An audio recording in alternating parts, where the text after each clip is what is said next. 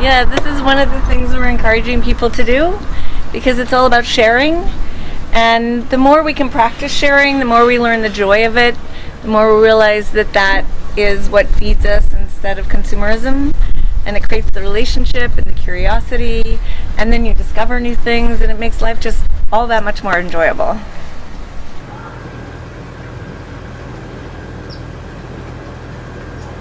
We just want the community to know that we're growing a local peace economy. We've been committed to peace ever since we started Code Pink with our pink peace pole. Come in our pink door. I had just returned from the 100th anniversary of the International League for Peace and Freedom. And what was sad was that when it first happened, during the First World War, 1,000 women showed up from all over the world. Imagine that. In the early 1900s, what that would have taken. And here we are in The Hague again, and it's less than 1,000 women. Does that mean that war has worn us down?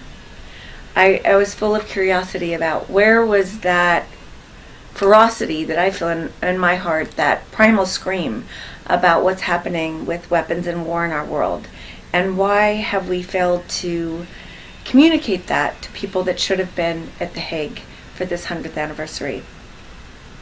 One of the women that was speaking told us that last year $1.3 trillion of weapons sold. That's $1.3 trillion of weapons that were sold in 1 year.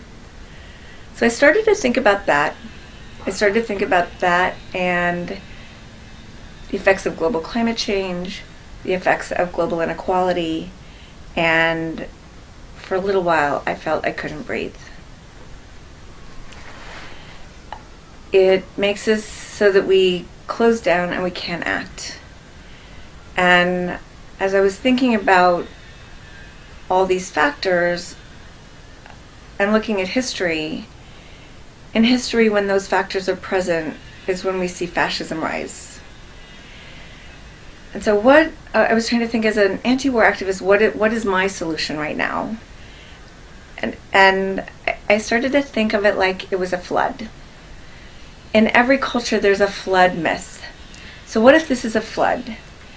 When you believe in life and a flood is coming, you build an ark. You don't build a bunker. You build a bunker when you don't believe in life, when you're afraid and you want to, hide. But if you believe in life and you want life to survive, you build an ark. So what would that ark look like to Code Pink? And it came to me that we have a war economy. So for Code Pink, our mission statement is to end wars and bring the money home to the life-giving needs of our community. So since we started Code Pink, the budget for war is greater, and now it's over 50% of tax dollars for United States citizens go to fund war and the costs of war.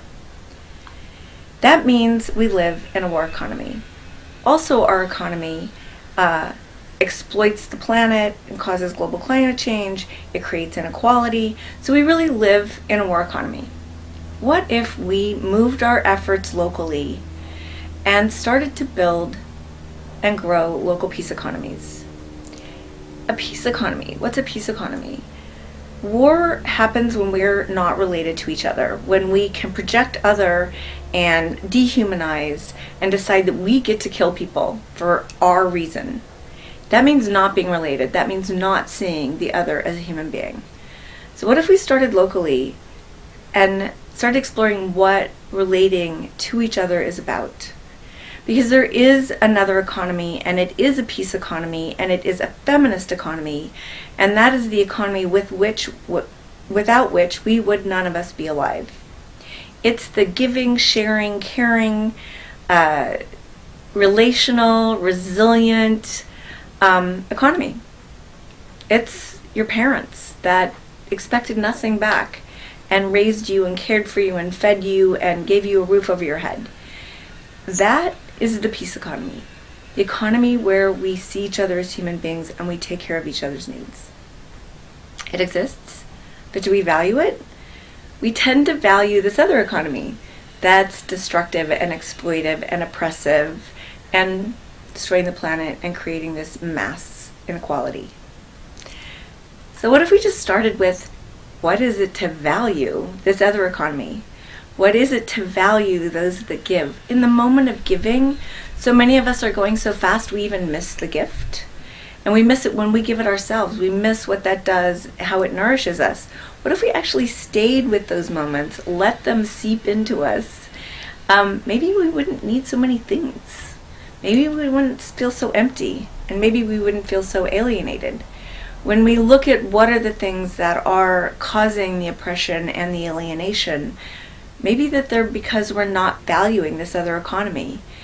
And so at Code Pink, we're not going to quit being in the faces of power and shouting down when they want to spend more money, or in front of our mayors that are militarizing our cities, or continuing to have the only lawsuit against the Bush administration for not only spending trillions of US dollars on destroying two countries, but literally taking us to an illegal, immoral, unjust war that now has created ISIL in the Middle East. We will continue to do that work. We will continue to be in the face of power. We will continue to go to Guantanamo so that it gets closed down and given back to the Cuban people and created as a peace and justice center for a global community committed to that.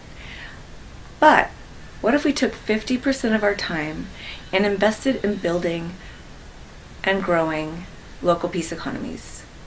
Because so much noise happens in our world, so much tries to distract us. But what really nourishes us, it's going to take building some muscle. It's going to take risking, stepping out of what I call the world that calls itself the world, into the world that really nourishes us and feeds each other. Where we, when we started Code Pink, why we started Code Pink was because Bush was frightening the American people with Code Orange, Code Red, and Code Yellow, and we called Code Pink for peace. What would it be if he can't frighten the American people anymore with a color-coded terrorist alert? But that would take knowing when fear is unjust and not serving us, and when we need to move into our hearts and care for each other, love each other, and know that every human life is valuable. And that's not just in Iraq and Afghanistan, but that's in our communities. When just this year, 1,000 innocent people have been killed by police. We've over-policing, over-controlling. We're missing what it is to be human and related, and that's what we need to get to peace, and that's what will give us security, and that's what will keep us from continuing to throw what we value into the fire of war and militarism. So we hope you'll join us. It's something you can do locally, and it's something we don't have the answer to. It's really about paying attention to where am I relating and where am I not relating?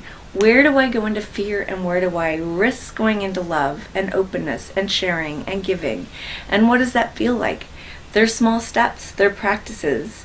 We're giving you daily inspirations that you can sign up for at codepink.org because it's going to be a practice. We've been frightened into this behavior that funds war and militarism. It's going to take all of us together, holding hands, to walk back out of it and lead the way. Thank you.